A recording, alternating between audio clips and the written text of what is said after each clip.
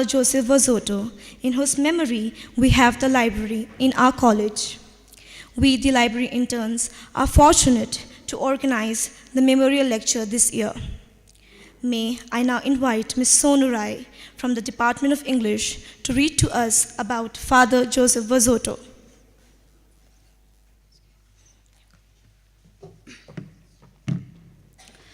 Good morning and welcome to Verzotto Memorial Lecture 2022. Verzotto Memorial Library, Salesian College, Sonada, is proud to announce and organize the 13th Verzotto Memorial Lecture today, marking the 96th birth anniversary of Father Joseph Verzotto. Father Verzotto, popularly known as Father Capo to the Salesians and Zotto Father to the locals, was born on 22nd September 1927 in Sant'Agustina in Colle, close to the city of Padua in Italy. Tommaso, his father, was a clerk by profession, and his mother, Zorzi Amelia, was a housewife. He was the fifth of 7 children. He became a Salesian on 15th August 1945 and continued his initial studies in Italy. He came to India in 1953. He was ordained a priest on 8 December 1955. His first years as a priest were spent in Don Bosco, Krishnanagar, and Don Bosco, Bandel. He came to Sonada as a faculty in 1960. He was transferred to Provincial House, Kolkata in May 1988, where he continued to serve till his death on 6 May 2009, aged of 82. Verzotto Memorial Lecture is an annual event in honor of Father Joseph Verzotto, a Salesian priest and a great philosopher who taught ethics, metaphysics, psychology, epistemology, and Indian philosophy at Salesian College, apart from being in the college librarian, counselor, postman, fundraiser, and a philanthropist. He was also a biographer, literary essayist, film critic, translator, and religious instructor. The college library was renamed Verzotto Memorial Library in the honor of him who served SAS especially as professor and librarian for nearly 3 decades. May the life of this saintly priest, his absolute dedication to his duties, his compassion for people, and his scholarship and erudition inspire all of us, both faculty and students. Thank you. Thank you, Ms. Sonu. Now may I invite our principal, Reverend Father George Thadatal, to share a word of affirmative information and welcome to Verzotto Memorial Lecture today.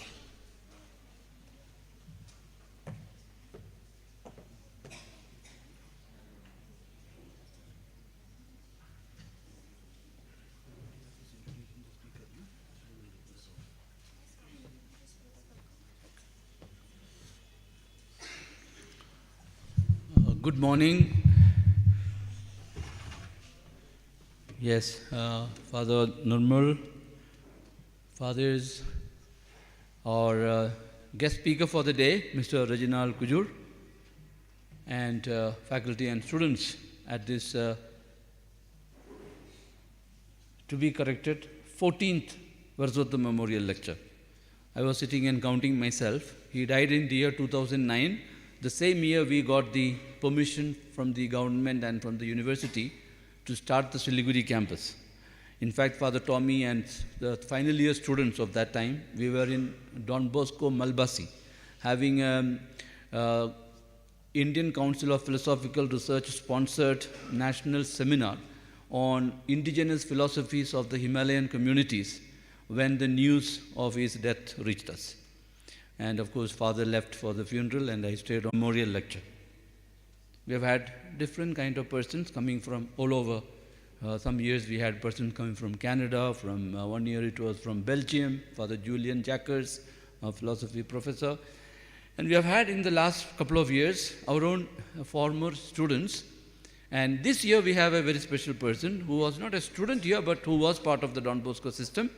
And little junior to me. When I was a class 11, 12 student, he was a class 7, 8 student in the same boarding.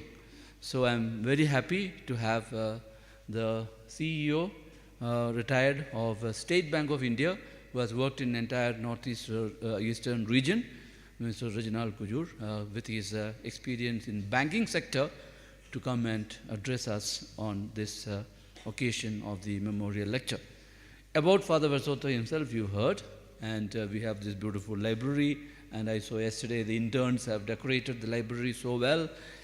And we keep alive the memory of a person like him, and there were, mind you, many others, who are the persons who literally built this college. The labor of love of the founding students and the founding members of the Salesian College from 1938 to now.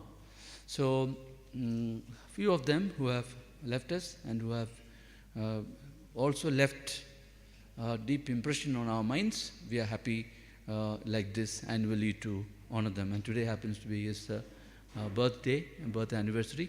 So it's so nice that all of you have once again thought of it and arranged for the day. We look forward to listening to our guest speaker for today, and all of you a warm welcome in memory of, and I'm sure all of us will be blessed for our sitting through. You know, we light lamp, we make prayers, but we also listen and simply sit silently and record the happening of the day in order to honor the greatness of an individual who affected the lives of young people. And if you read this morning's Telegraph, the lead article is precisely about this, the relationship between a teacher and a student. On the one side, a teacher is somebody who is revered, but on the other side, a teacher is also human. Teachers also have, let's say, love life.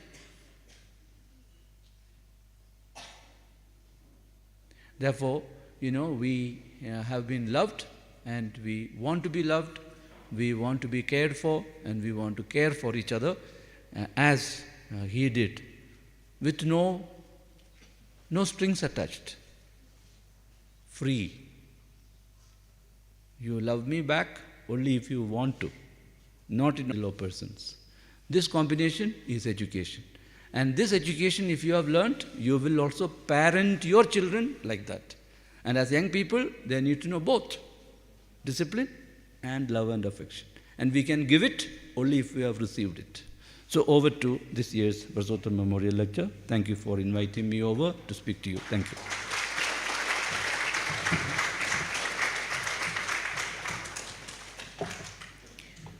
Thank you, Father Principal. Now I would like to request Ria and Priyana to facilitate our esteemed speaker of the day, Sir Reginald Kujur, retired Chief Manager of State Bank of India.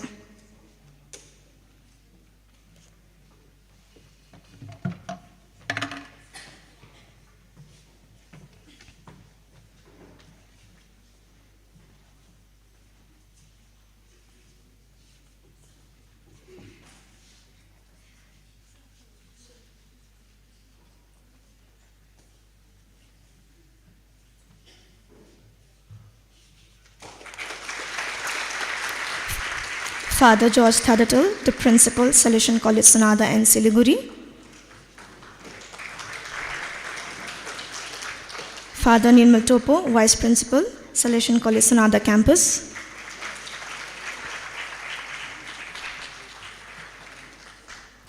May I ask the guest speaker, Sir Reginald Kujur, Father George Thadatal, the Principal, Father Nirmal Topo, Vice Principal, Mr. Udemal, Dean of BCom, BVOC and BCA Deanery, Ms. Sumnima Rai, President, Student Council for Lighting of the Lamp, to seek God's blessing.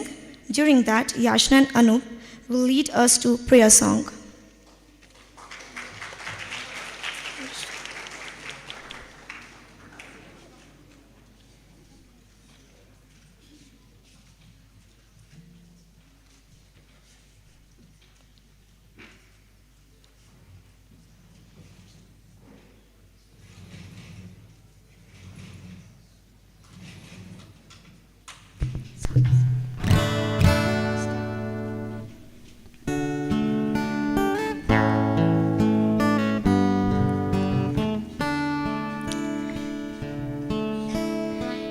यीशु तिम्रो दर्शन पाऊ यो पापी हृदयले शान्ति पाऊ बन पाखा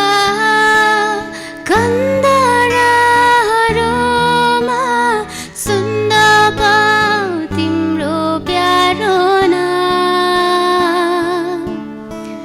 सुन्न पाऊ तिम्रो प्यारो नाम यीशु तिम्रो दर्शन पाऊ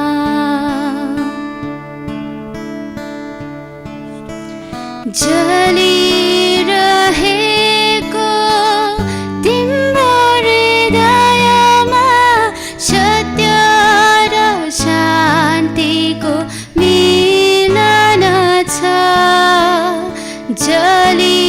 जलिरहेको तिम्रो हृदयमा सत्य र शान्तिको मिलन छ त्यही सत्य र शान्तिको साधन मलाई पनि बनाइदे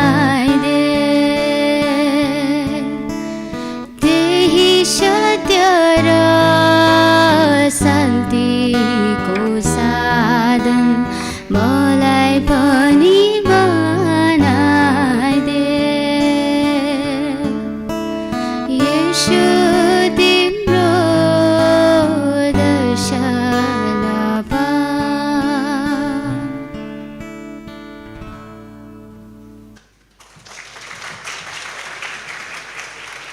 Thank you, Yashna and Anup. Now I would like to again request Mr. Reginald Kujur for garlanding the portrait of Father Joseph Verzotto.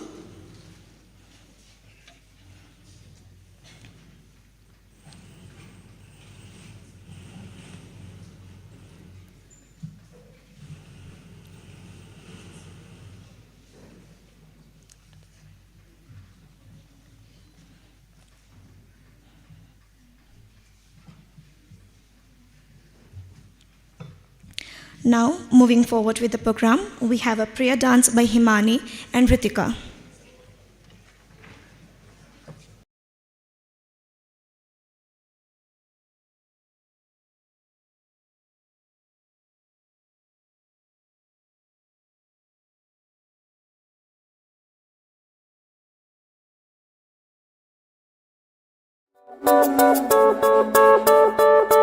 തിരുനാഥ ശരണം ശരണം മമ ഗുരുവേ കൃപ നീ തരണം അടിയങ്ങൾ നിൻ തിരുമുൻപിൽ ഒരു മനമോടെ തിരുനാഥ ശരണം ശരണം മമ ഗുരുവേ കൃപ നീ തരണം അടിയങ്ങൾ നിൻ തിരുമുൻപിൽ ഒരു മനമോടെ നല്ല ദൈവമേ നന്ദിയോടെ ഞാൻ തിരുസന്നിധി കൈതൊഴുന്നിതാ നല്ല ദൈവമേ നന്ദിയോടെ ഞാൻ തിരുസന്നിധി കൈതൊഴുന്നിതാ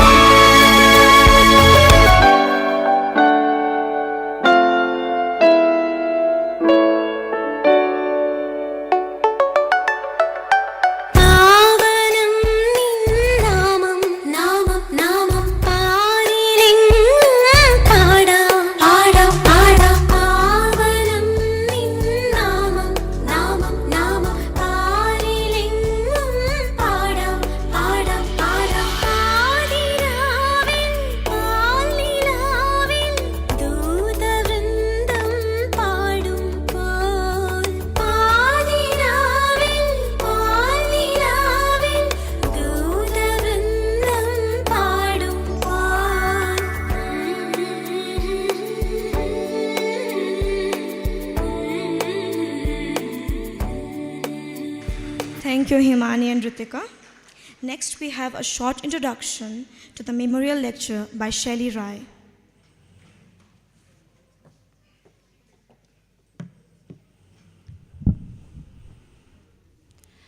Verzotto Memorial Lecture 2022 entitled Economic Development and Financial Inclusion in a Socialist Society, a brief on career development, will dwell on economic growth and economic development, which, though appear to be the same, are not synonymous.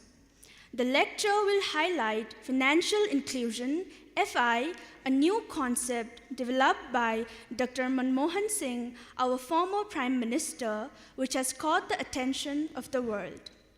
FI in India has become a role model for the rest of the world in helping developing nations to narrow down the economic gap between the haves and haves, not with the active collaboration of financial institutions.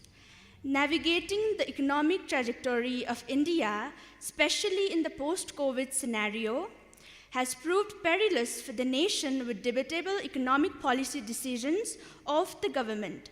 Such decisions have ultimate consequences on the economic future of the nation and proximate impact on employment potential and career option for the younger generation. Hence, the lecture will also shed some light on how to be future-ready graduates to avail of career opportunities, especially in the financial sector. Thank you. Mr. Reginald Kujur is one of the most illustrious past pupils of Salesians of Don Bosco and retired Chief Manager of the State Bank of India. He graduated from Burdwan University and holds MBA from IGNOU. He got selected in the UPSC services allied in 1991, secured UPSC assistant grade in 1989, SSC IT department in 1989, and RBI Currency Department supervision in 1990. However, he did not opt to join them and opted for banking services as management trainee in New Bank of India in 1989 and resigned from NBI to join SBI in 1990. He retired as the Chief Manager of State Bank of India in March 2022.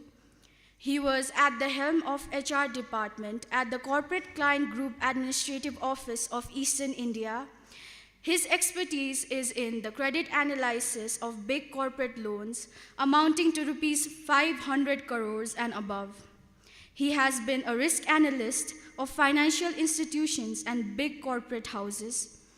He was also involved in the launch of BASEL 1 and 2 policy of State Bank of India, as well as its financial operation and management risk mitigation. He was also heading various credit, retail, and corporate loan department, HR department of corporate account groups, and was a pioneer in digital banking and financial inclusion, controlling and monitoring in the State Bank of India. We have an excellent resource person in Mr. Reginald Kujur. His exceptional expertise in the banking and financial sector could be very enlightening and enriching for everyone, especially those who seek a career in the ever-growing and challenging sector of financial services and investment. We thank him for his presence today.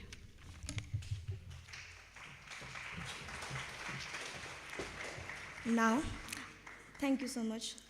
Now, I would like to invite Mr. Reginald Kujur for giving us the lecture on today's event on the topic of economic development and financial inclusion in socialist society.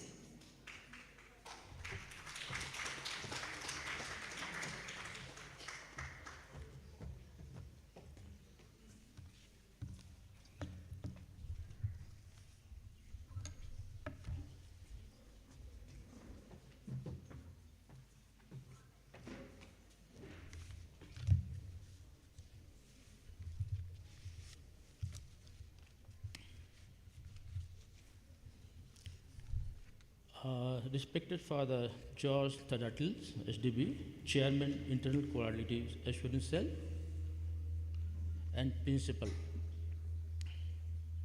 Father Nirmal Topo, SDB, Vice Principal, Chief Coordinator. Dr. Father Edgar Wons, He's from Germany. He's kind enough to attend my program. And Father Nirmal, you are here. Thank you, Father.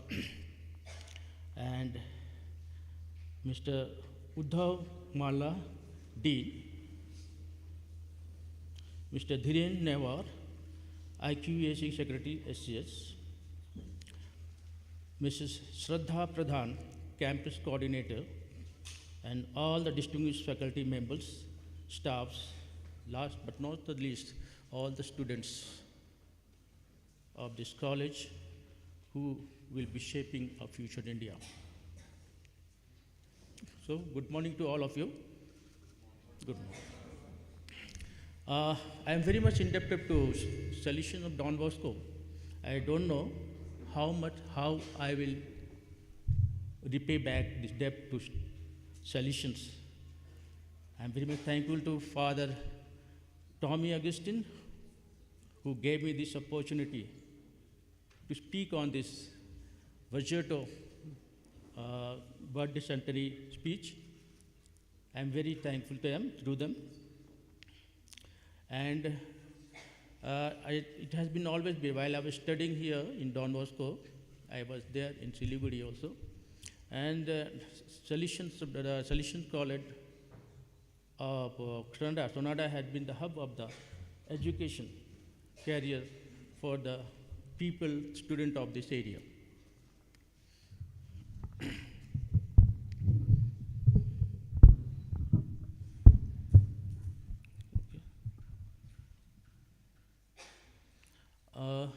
First of all, when I was asked, Father Tommy Augustine, he told me a few months back to come and give a speech, give a lecture on the topic. I was wondering which topic to choose. So, you know, there are so many, in economics, there are so many complexities, so many topics are there. Just to speak on the particular subject on a microscopic level. So I will not be justifying the other topics, other overall issues of the society. Now, you know, the economics is a very vast subject. You know, it has started right from the barter system, and now we are in the complexities of the activities of economic system here. So we have got different forms of economics model. So, you know, right while during the time of economic, the Industrial Revolution in the medieval period in the 18th and 19th century, there was a concept of laissez-faire. You know what is laissez-faire? Economy? You must be studying. Yes. I was told that I'll be addressing the student from commerce, from arts, and from all humanitarian background, and also the seminaries here. Any idea about laissez-faire? Laissez-faire is a French word which means leave alone. At that time, the king was very much worried about the economic development of the country. Industrial Revolution took place, and there was lots of exploitations. There was a big gap between the rich and the poor. The capitalists made money, and the poor became poorer. So there was a revolution. Have you heard the name of the book Das Kapital, written by Karl Marx? I think you have heard. Have you heard? Yeah, thank you. Actually, in the Das Kapital, Karl Marx speaks about the capitalist exploitations of the community society. In Das Kapital, he has just given a concept called surplus value. Surplus value is that, suppose you produce goods, okay? Suppose you produce steel iron. So you get all raw materials freely from the society, from the natural resources. What he has to do, he has to just extract it from there. With that help of the transport, he'll bring to the factory and invest in his machinery and use all the workers there and produce the end product. In the process, suppose he sells the product in 100 rupees, tag rupees 100 rupees per kg. You know what is the cost of this producing this steel? If we consider the transport charge, the duty which given to the and the labor charge and the end finish packing is only 10 rupees. So you find the 90 rupees is there as a surplus value. You follow? So 90 rupees is the surplus value. This is where the exploitations of the capitalist society is there. Okay. So now Karl Marx had started the movement called socialism, where there was a good bloodshed revolution. Bloodshedding was there, everything was there, many people were killed. And what happened? The society the socialist form of society was formed. So why I'm telling about this financial inclusion in the financial socialism, capitalism, laissez-faire, because you have to understand the financial inclusion, you should know what is this socialism, what is capitalism is. Now, coming to the main topic, which I will be focusing on, the economic development. Economic growth, okay? Some students who are from the commerce, can you tell me what is economic growth? Economic growth?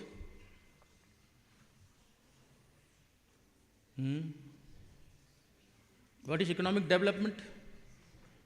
Are they the same? I think I will just give you with small clippings, okay? Small video clippings of this, okay? Please play the first video. Now we'll be talking about what is economic development, okay? This is a very short video of 3 minutes, okay? First.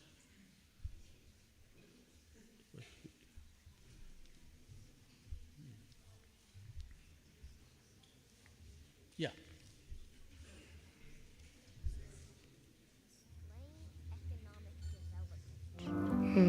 The Cambridge Dictionary defines economic development as the process in which an economy grows or changes and becomes more advanced, especially when both economic and social conditions are improved. Yeah, that doesn't help, does it? Who are you? I'm Dana.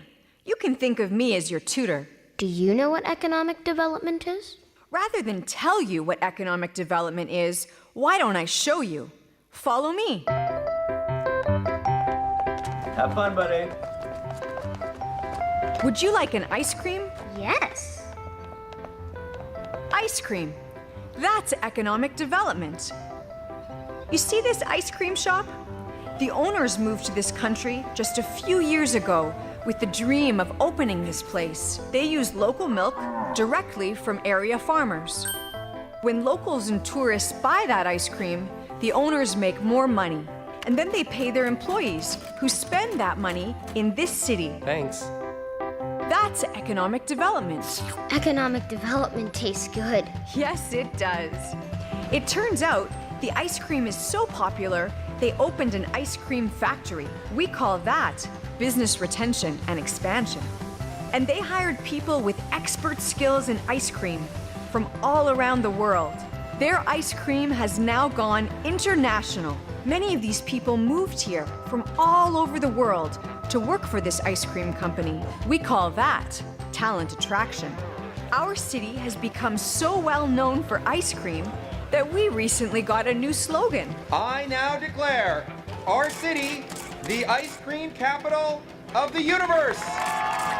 Now we get to tell everyone how cool our city is, which is great for tourism. This year, our city is hosting the International Association of Ice Cream Makers Convention. Thousands of people are coming here to learn about it. And because we're so well known for ice cream, companies from around the world have moved here too, so they can get a scoop of the action. We call that foreign direct investment. We were able to convince an international cone company to move here to make cones for all the ice cream we're selling. Well, it only makes sense to be where the ice cream is. Besides, this city has a great quality of life. What does quality of life mean? Good question. For economic development to happen, a city has to provide things that make people happy. People that work here want to enjoy their life. They want nature, things to do, good schools, and community. I love this place. So, do you understand what economic development is now? Yes, it all starts with ice cream. Right. And making the place you live awesome. Great answer. My work here is done.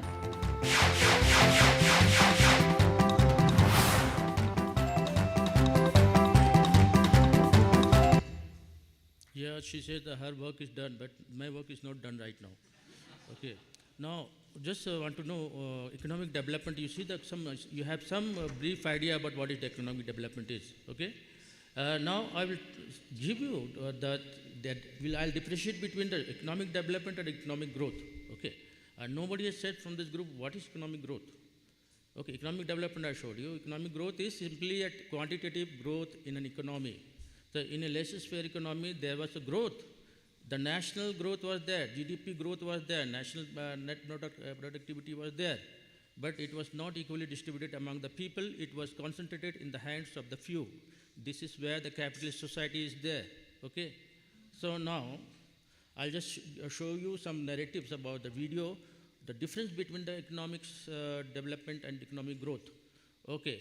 I think from this hall, I want that each and every one of you get a clear idea about what is economic development and economic growth, because this is the confusion which the good students are also making in a academic career. Now, can you play the second one? This is a video of 11.23 seconds, minutes. Okay. I think for those who are sleeping, is that.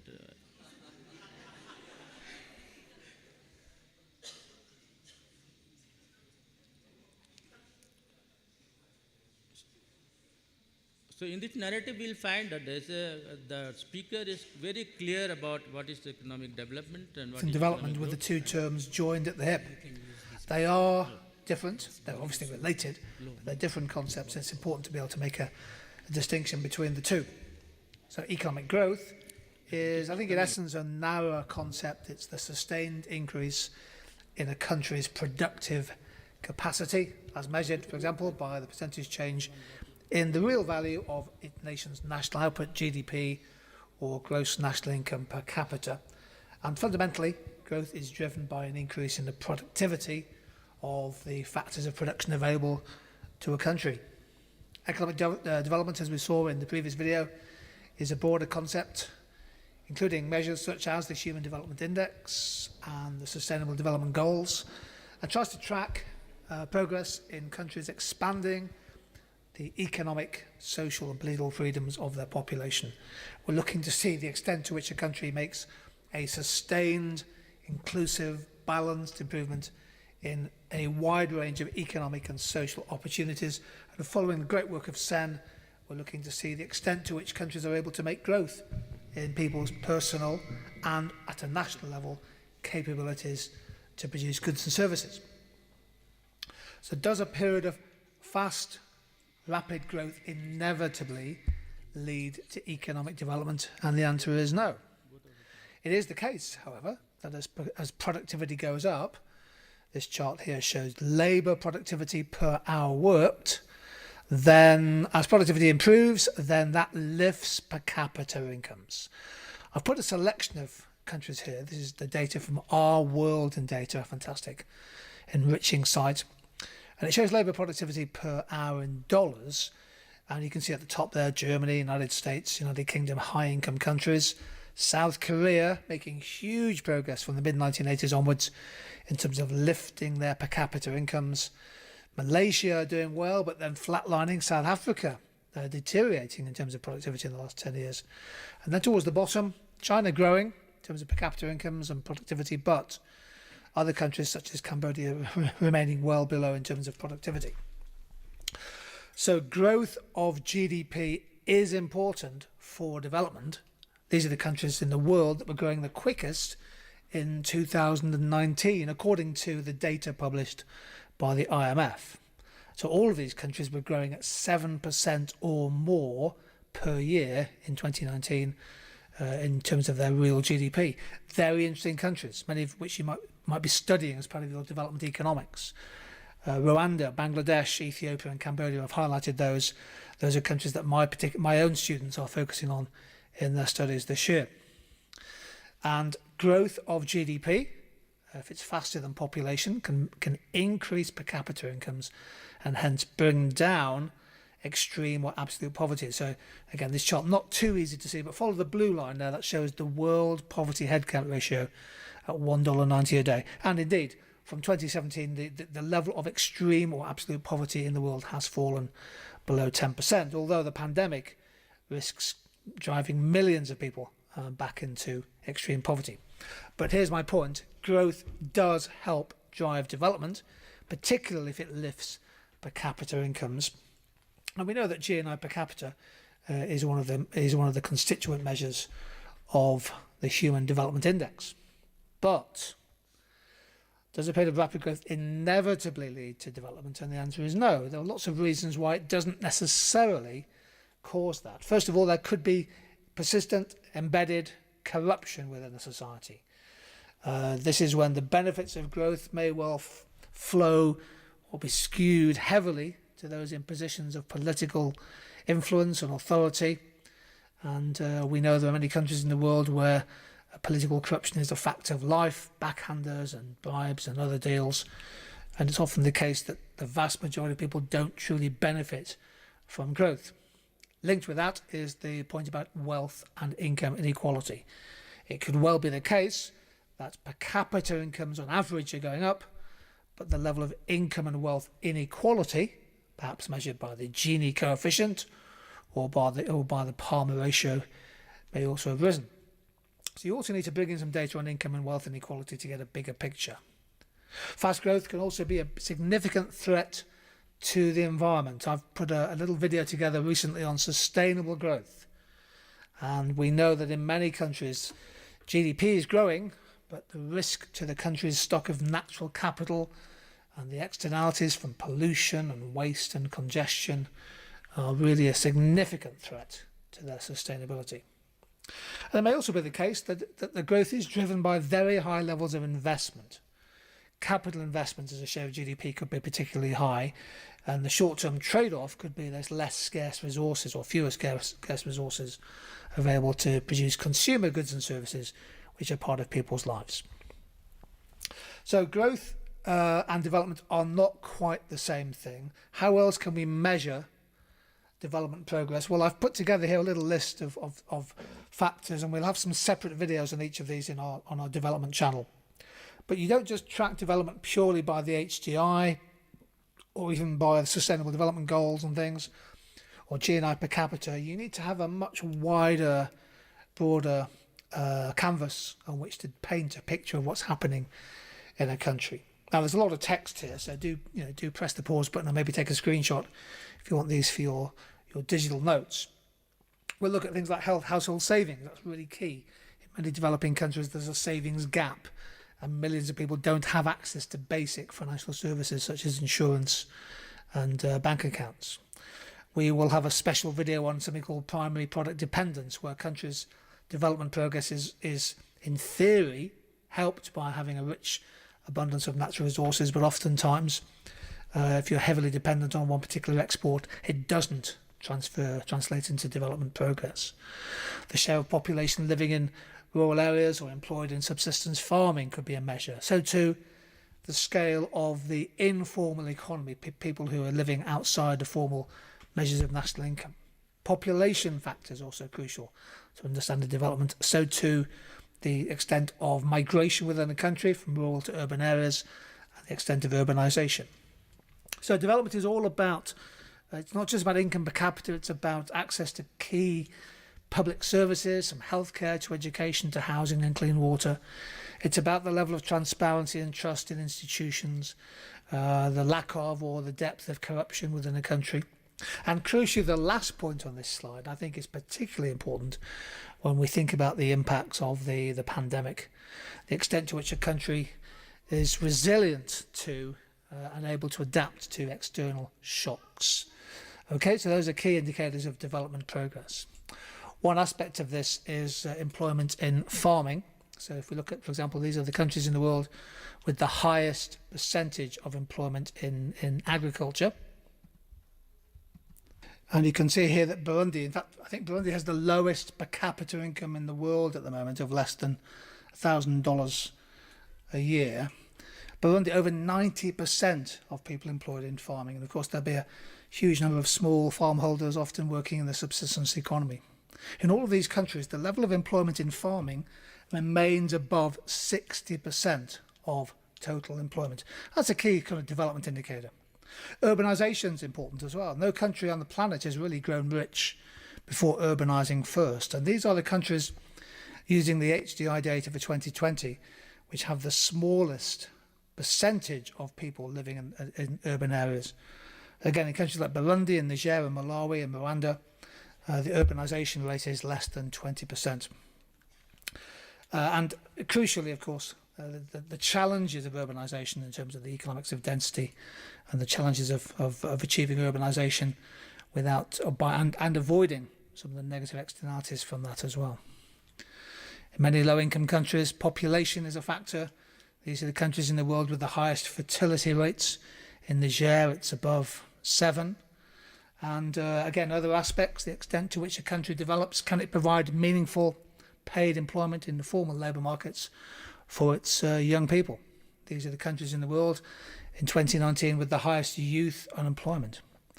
Many of which actually in North Africa, but also look in South Africa in particular, the youth jobless rate 56%, and Libya over 50%. So many of these countries, well over a third of young people who have left schooling, who finished their schooling, are out of work. This creates all kinds of economic, social and political issues. I'm sure you know that.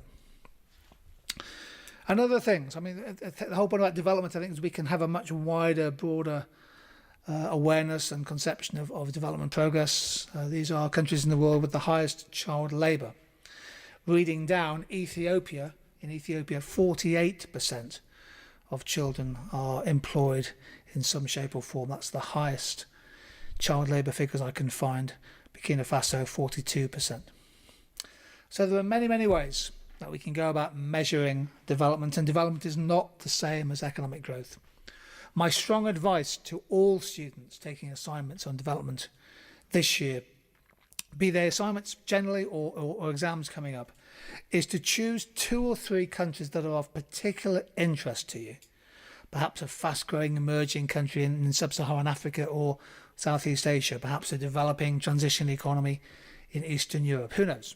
But choose 2 or 3 countries that are of interest to you and then become a kind of mini expert on them, so that when you get a question saying using your own knowledge, you're able to bring to the table lots of interesting application to help apply and support the arguments you're making. Okay, thank you very much indeed. Yeah, did you find any some idea about what are the factors which is hindering the development of a country, economic development of a country? There are many things. You have shown unemployment, literacy, corruptions, okay, child labor, okay. Now, what happened now? The driving force behind all these things is that we do not have the literacy. We have the literacy level in India is still struggling to achieve the standard of the world. Now, just in this scenario, in this position, and how can we drive the economic factors to make a country a developed country, to contribute to the developing of our nation?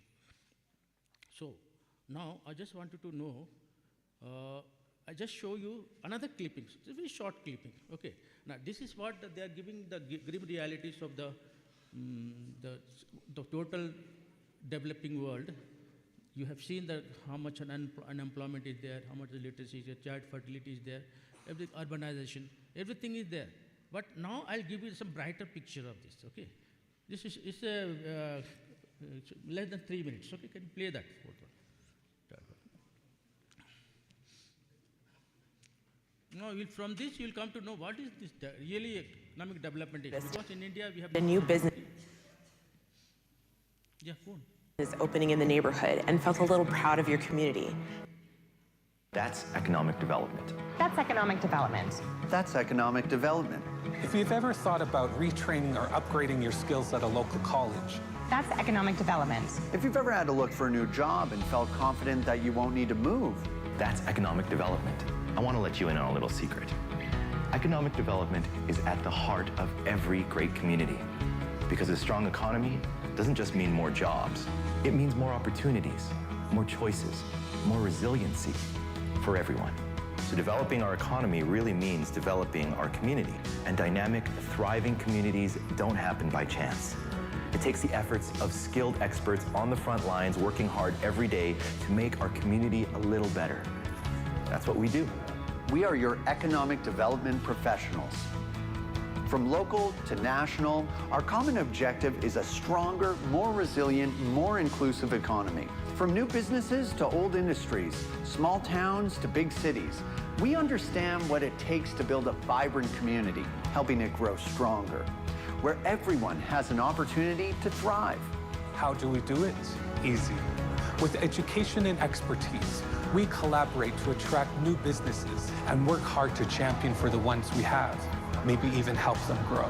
We can help navigate funding options, financing programs, and investment opportunities, and connect you with the right government resources. We know technology. We understand workforce development. We are experts in partnerships, mentorships, and apprenticeships. We can work with councils to develop better strategies. We can work with schools to develop new training opportunities. We can work with community leaders to identify current gaps. And we love research. We can provide information on everything from local trends to international export regulations to implementing new technology to industrial cluster development. Yes, we know what that is. We do 1,000 different things, customized to the unique needs of our community, based on mountains of research and training and best practices. Because developing our economy is a science, and it is an art. This is how successful communities invest in the future. In sustainability, in opportunity, in resiliency, in ourselves. Which means creating a better place to live with purpose. A dynamic, thriving community for all of us. We are here for you, so we can build a stronger community together. Let's get to work. Let's get to work. Let's get to work.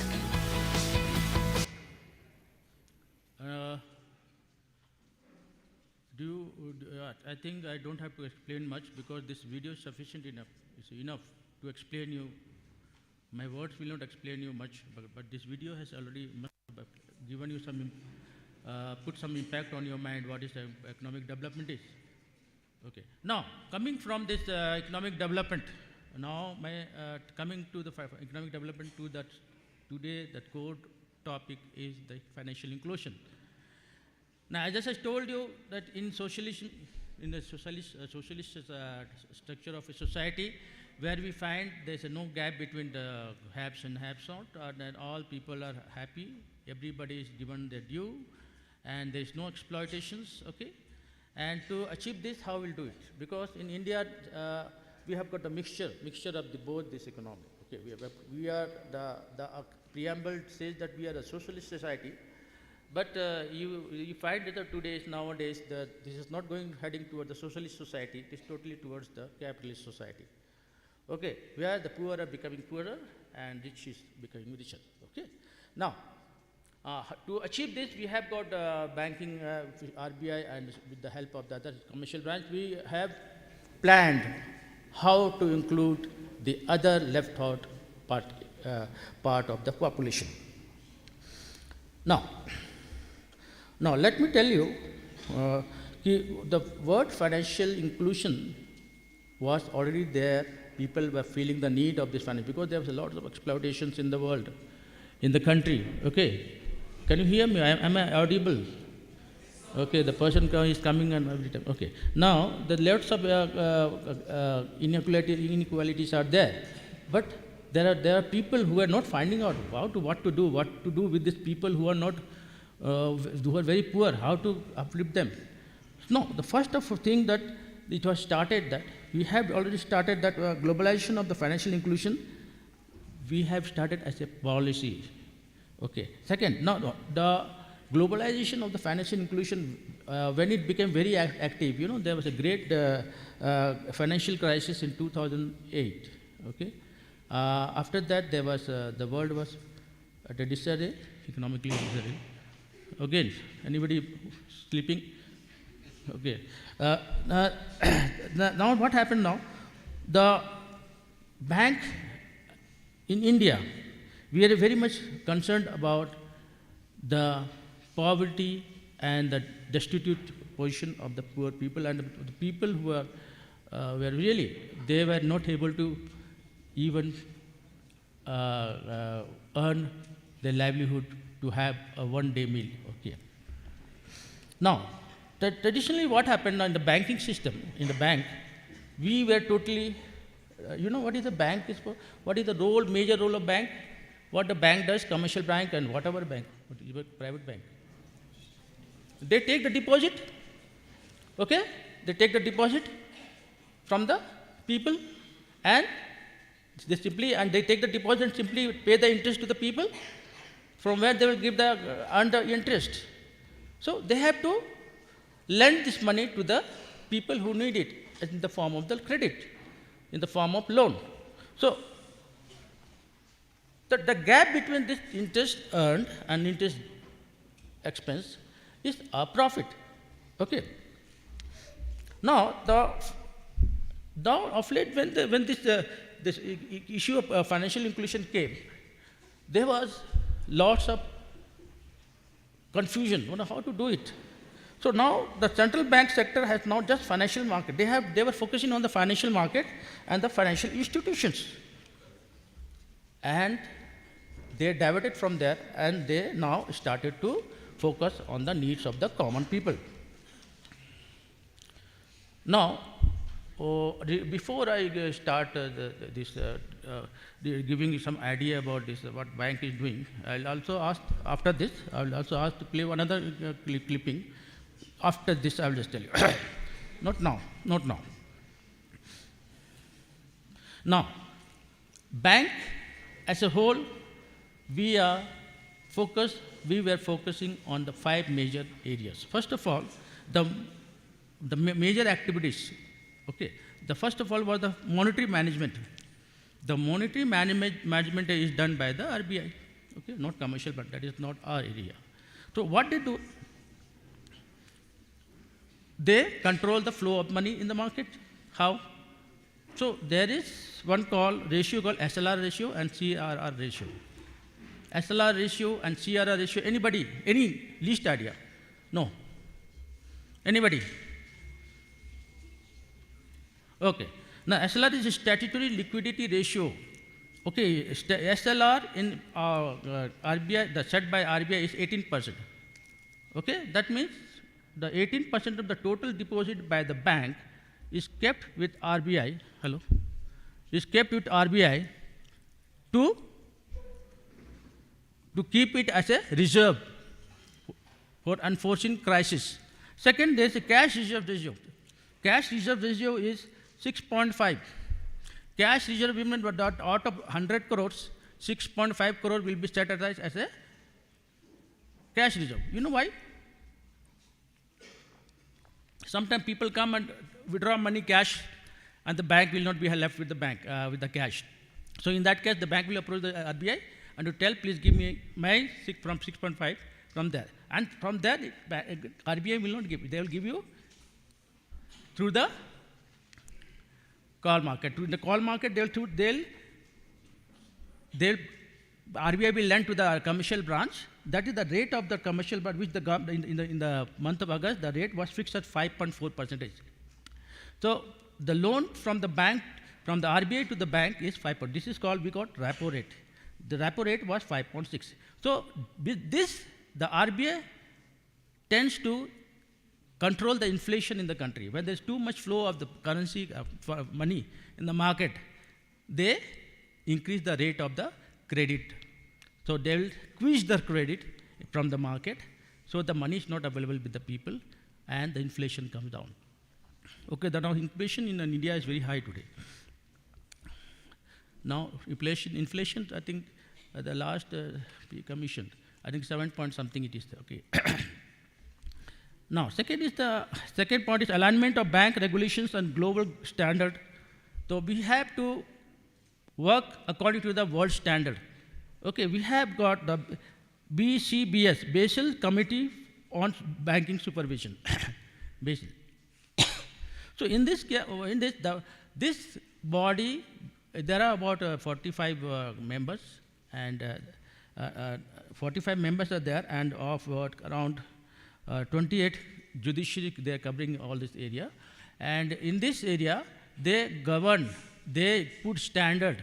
They say that you cannot go below this benchmark to keep up to the world standard.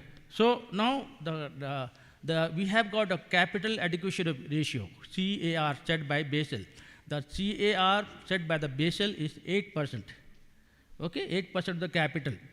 Now, a state bank, I think state bank, you may be seeing that state bank is, you may be having some different idea about the state bank. You go there, you simply stand in a queue and dhakka khao. ATM kabhi koi kaam nahi karta hai. But this is not that. State bank is a very strong bank. Now the capital adequacy, which was set by the Basel committee, was 8%. Now state bank is keeping at 13.43. That is much higher than what it is. That means our standard is very high. While some other commercial banks, they're still struggling to maintain that 8%. So these are the activities which a bank is primarily involved in, commercial bank. Now, fourth is harmonizing, as far as possible, development objectives with those of the stability in consultation with bank. So harmonizing with different activities of the government. Secondly, I think fourth is improving legal and institutional infrastructure enabling modern finance. We have to also strengthen our different institutions of the banking sector. Okay. Now we have to start with, we started with the act called NI Act, Negotiable Instrument Act. Okay. Have you heard about it? No, because it's maybe new for you. Because for those who are commerce students and those who are in the banking, studying in banking management, all these things, they will come to know these are the things which cannot escape. These are the word. Now, this is now we are talking about this. Now, another act was DRT, Debt Recovery Tribunal, was formed. That was a court from where the dispute is settled. Okay, between the borrower and the lender. Okay. Now we have got national DRT, Debt Recovery Tribunal at the district. Maybe because in the central government UPSC examination, civil service, people from any discipline can compete in UPSC examination. Okay. What you have to do is you have to have 2 optional subjects, which must be from your own discipline. No, arts will be from arts, commerce will be from commerce, and science from science, and business management will be doing from there. Okay, so only 2 subjects you have to specialize yourself. For that, you have to do give the examination in the IS mains, UPSC mains. Okay, for that, get yourself prepared from now. Choose 2 subjects. Secondly, one is for general studies. So read all the newspapers and all the knowledge you get from the YouTube or all these things from the computer. And third is your proficiency in English or Hindi. Okay, I don't think that you have any problem with English here. You people have very good English. Okay, this is about a UPSC.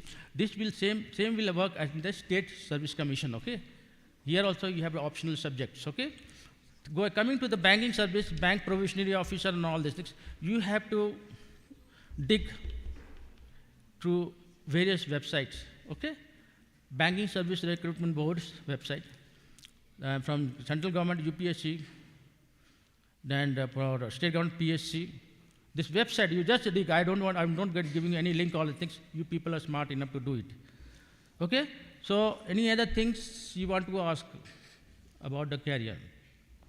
This, because I'll wrap up, because exactly 1 hour. No? So you know, well, now I'll tell you one thing. So, the people nowadays, there's employment. People are employed in the private sectors and also the public sector. Why I prefer telling you to go for the public sector? Because private sector, during pandemic, all people became unemployed. They were kicked out of their job and they came on the street. And the things is that you can see in the there is so much of social unrest, because these are the same people. Those who don't get money, what will they do? They'll be attracted towards the anti-social activities. Okay? So this is also, I'm telling you, please, all the best in your future career. All of you are very young. You have to think about it. If you have your family members, if you have got young brothers, please ask them to also do graduation in science also, +2 in science also, to appear for the joint entrance examination for the engineering service. IITs, NITs, and different, okay. And also for the medical also for your child, because you are already already committed to the stream. The last one is that, and for medical also, ask them to get what you require thorough preparation for that. Ask the people, and there are very good reputed coaching centers there. They will help you out. Okay, with this, I end my speech. Thank you very much.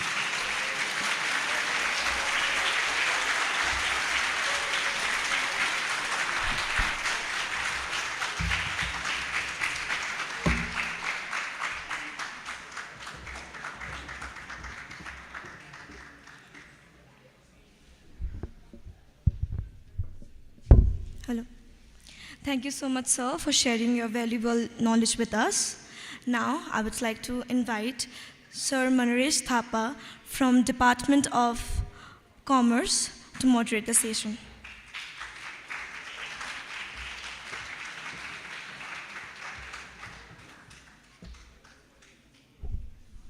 Good morning to one and all present here. So I would like to start with a quotation from Charles Darwin, which says, if misery of the poor are caused not by the laws of nature, but by our institutions, greater is our sins. But this statement has rightly been contradicted by our former Prime Minister, Dr. Manmohan Singh, who introduced the concept of financial inclusion with an aid of banking sector especially, providing and with the aim of raising the standard of living of the economically underprivileged sections of our society by providing them financial solutions and assistance, and cumulatively helping the nation towards economic development. So thank you, sir. Thank you for your educative and enriching session. It would not have been any more better than this. So thank you once again, sir. So now we further move on to Q&A session. So if you have any questions that you'd like to ask to our resource person, this is the right time. Can I get an assistance from the volunteers for passing on the mic? Any questions, anyone? Yes, right there, over there. So could you kindly once again come up on the stage? Thank you, sir.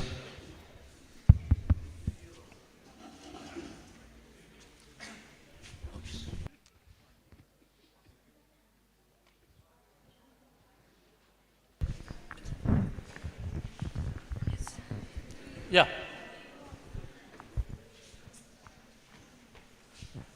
Hello, sir. My name is Arvind Raya, and I'm from Mass Communication and Journalism Department. And I would like to ask you, what do you specifically think is the reason our economy is struggling? As we know, poverty rate is increasing, or it is constant, and unemployment has always been a problem. So what do you think is the major reason as to why our economy is struggling? Your question is that why you think that the economic development in your country is hindered? Okay. Yes, sir. Yeah. First of all, there is a lack of centralized planning. Okay. Okay. Now, our society has our political environment, atmosphere is so much heated up. Right now, what happens? They are taking what? They're doing all well. This freebies, no? They're doing freebies. Freebies, you know freebies. Free electricity, free bidli, free khana, no? But then, sir, in Darjeeling we have a lot of problem of load shedding. Okay. These things are things because there's a lack of planning. Secondly, the corruption is there in a society. Corruption, you have seen all the factors there. Corruption is there in the society. And the lack of coordination among the different departments of the government. Okay, the corruption and the lack of initiative by the policy makers, and our main thing is that the whole institutions are totally captured by the political agenda. Okay, so the RBI doing some welfare work to the people there, they're not able to do it because of this. Okay, and secondly, the literacy in the society. Literacy in the society is too low here in India. That's why. I think anything, any other points you want to say? Sir, as you stated that our political problem or economic problem is because of politics, what do you think of the government right now? Yeah. Like they are taking initiatives, but then we still are struggling. Sure.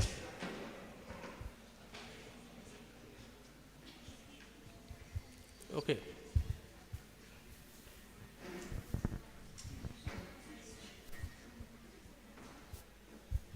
Thank you for the answer. So, yeah, Mr. Kujur, and I hope your question has been answered and clarified. So any other inquisitive mind seeking for answers? Yeah, there. Okay, there is.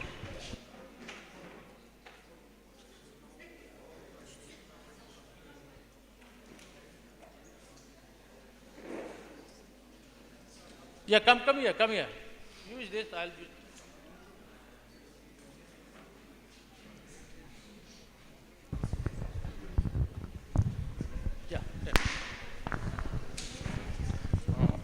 First of all, I would like to thank you, sir, for giving us such a insightful and such a knowledgeable session. My question to you is that, currently the whole of the globe faced a pandemic, and during that pandemic, the whole globe struggled a lot. Even the US and the UK, France, and the whole of Europe struggled a lot.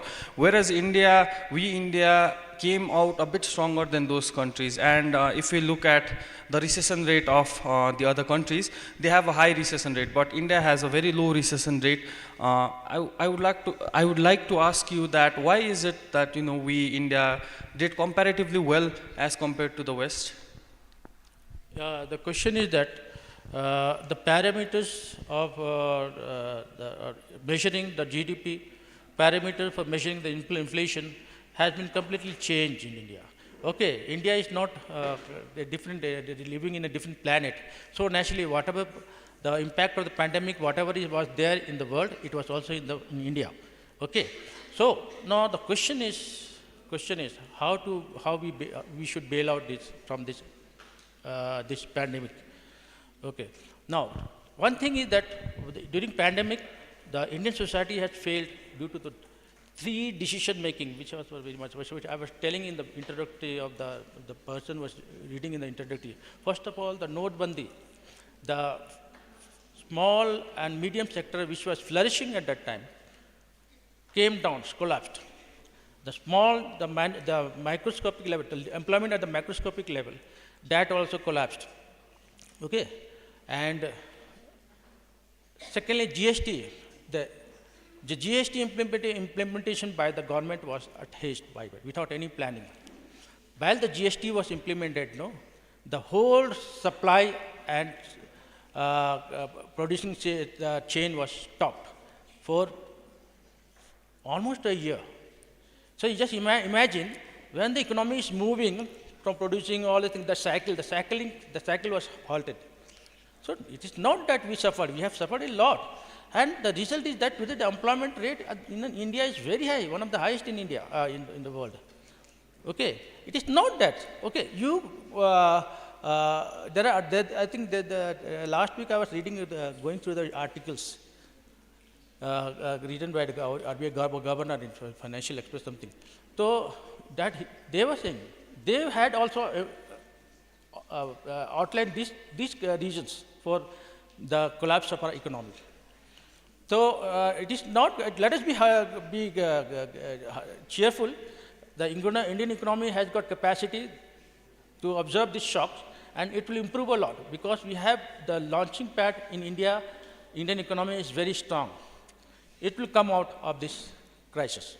Okay? Okay. Thank you first, sir, for such a thorough explanation. One last question. One last, yeah. Hey, come here. Yeah, kindly come here. Come in the front. Good afternoon, sir. My name is Praful Gurung, and I'm from the Department of Mass Communication. So my question to you is, in the starting, you mentioned how capitalist is, they are investing and how they are ruining the society, they are moving forward with such societies. And since I belong from the hills, my question to you is, we have the main source of income was tea plantation, which was started by long time from our history when East India Company set up its company over here. And the land of the hills was given as a lease from the Sikkim government. So currently the scenario of tea consumer or the tea production, it is, I guess it is going down. Since the report of economic and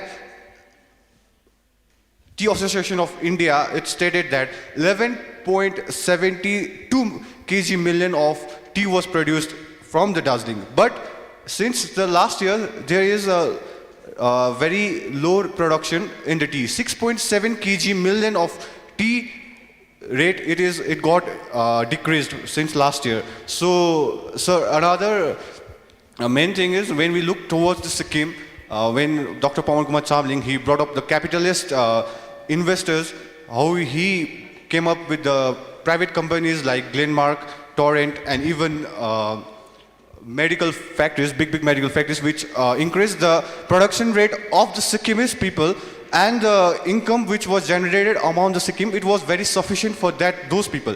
But today, here in Darjeeling, we don't have any big multinational companies or a big corporate sectors. If we really need a development in our hills, we must invite private sectors, especially the big corporate companies, so that we can increase the production. But sir, since you mentioned that capitalist, how it affects the society, but in the context of hills and in the context of economic development, I believe that... yeah, I got your question. Okay, I got your question.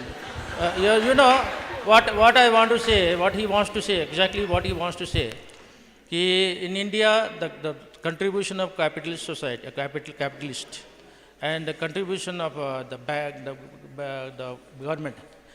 In India, actually, I have already told that India is having a mixed economy, because in 1992, when Finance Minister, Dr. Manmohan Singh was the Finance Minister, he saw the scope of capitalism in government sectors in the Indian economy. Now Now, why I'm telling you this capital? What was the role of capitalism? The role of capitalism was to provide some alternative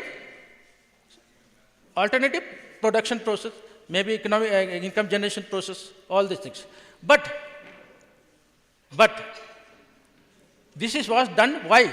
Because at that time, the government institutions, where they were at ease, they were thinking that हमको कुछ नहीं होने वाला, हमको नौकरी मिल गया है, हमको कुछ होने वाला नहीं है, हम जब भी करेंगे, I'll survive, I'll get my income, all this thing.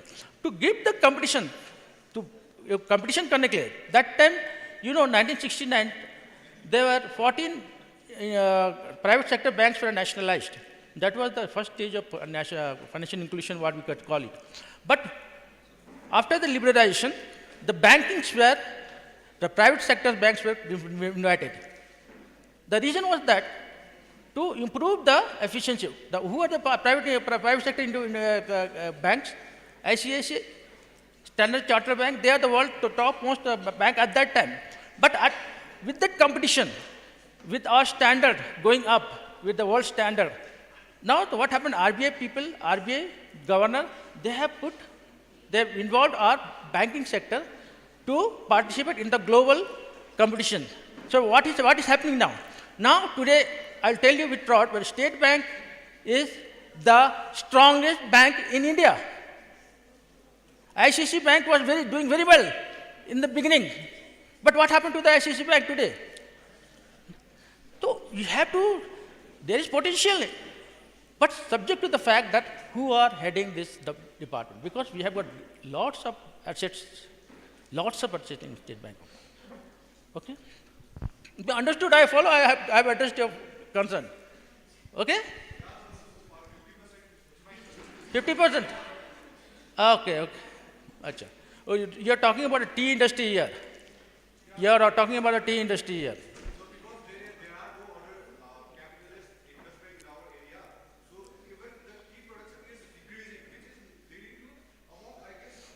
Okay, market.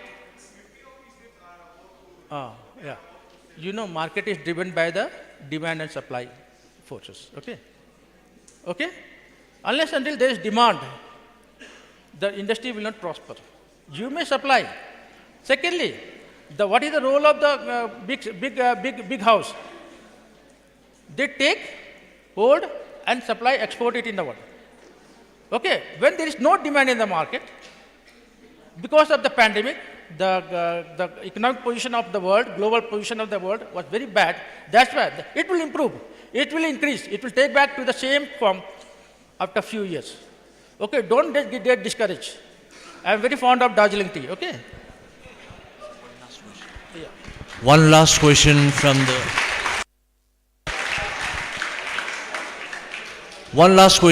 the faculty side. From the faculty now. Yeah, thank come. you. No, it's okay. Come now. Thank you, sir, for the wonderful, presentation and your argument. I teach in political science department here. I'm Chepal. So I have a your reflection on, the question of demonetization. There are many arguments on demonetization, but the ex-RBI governor himself, Dr. Raghuram Rajan. Raghuram Rajan, yeah. So his argument is that it was a wrong policy to follow, and it was unprepared, as the GST is. So coming from the horse's mouth himself, that the demonetization was some kind of a, unplanned kind of a economic shock for the country. Being a part of, the banking sector yourself. They want to avoid the taxes. Okay? So, what happened now? When you drive the cash from the market, people have no means to exchange there, no means to exchange the goods with the money. Then naturally, that sector is bound to die. So, this is one of my ethics. Okay. Secondly, the reason why it was given, why Narendra Modi told that there will be, terrorism terror activities कम हो जाएगा, सब हो जाएगा. But you know, these are the whatever attacks in India had taken place, they are all done by the international terror group. Okay, and they don't require Indian money for that. They require, take foreign currency from there, and they're equipped from there itself. They don't come and buy here all this RDX and all these things, goods. Okay, this is one of the reasons. Still, after demonetization, one of the greatest that terror attack took place was the Pulwama attack. Okay, any other factor that Manmohan Singh gave you to Narendra Modi told that why this demonetization? Any other? All money with 500 and 1,000. So I just went, and also, so I had to go and tell my bank, अरे बाबा देखो तुम्हारे पास क्या क्या है, सब 100 rupees का cash लाओ, 550 rupees जितना लाओ. You know, in a currency chest, suppose we are having 100 crores. In currency chest, you know, RBI, we maintain RBI chest in our bank. So about 100 crores we are there. You know, the currency with big amount, the big denominations, is around 90 crores. Only 10 crores small denomination. 100 rupees, 50, all the things. What can you do? If the people are coming with 100 crores in the bank, you know, in one instance, in one of the area in Tamluk, one branch, the bank was not able to give them exchange. So you know what happened? The local people get out the bank, locked from the outside, and they were locked there for the whole night. So we had to go and call the police to release them. So what the banker can do with this? So these are the things I'm giving you small, all the things, okay? Okay? Thank you, sir. Thank you so much once again. Now over to the organizing committee. Excuse me.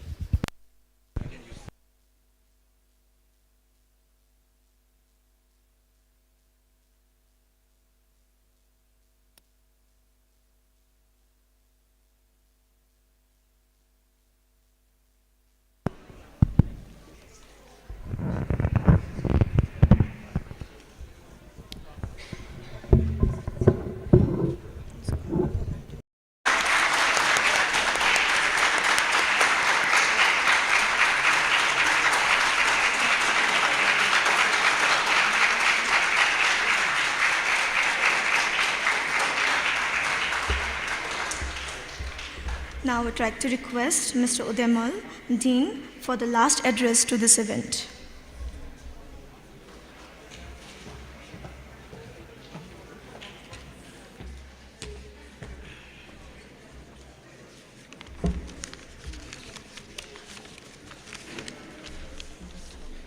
Good afternoon, everyone. I'm here to present before you a customary vote of thanks. I would like to express my sincere gratitude to the Lord Almighty for His constant blessing for making this today's event a grand success. Let me take this opportunity to thank the resource person, Mr. R. Kujur, former CEO SBI, for accepting our invitation and his informative, encouraging, motivating session. I would like to extend my sincere gratitude to our respected principal, Father Dr. George Thoratil, for gracing the occasion with his presence, continued support, motivation, and words of encouragement. I would also like to take this opportunity to thank our respected Rector, Father Dr. Tommy Augustine, Vice Principal, Father Nirmal, Administrator, Father Raymond, for their constant support, motivation, and encouragement. I would also like to thank all the library interns for organizing this today's event and making it a grand success. In a special way, I would like to thank Sir Savio, Sir Bikas for looking into the technicalities of lighting and sound system, and the Department of BCA for live streaming of this particular session. Sorry, Mascom. And the members of the Management Club and library interns for looking into the decoration of the entire auditorium. Sir Manores for moderation of the question and answer session, and all the beautiful souls present here with us in the auditorium. Lastly, all the efforts to make this event a grand success. Thank you all.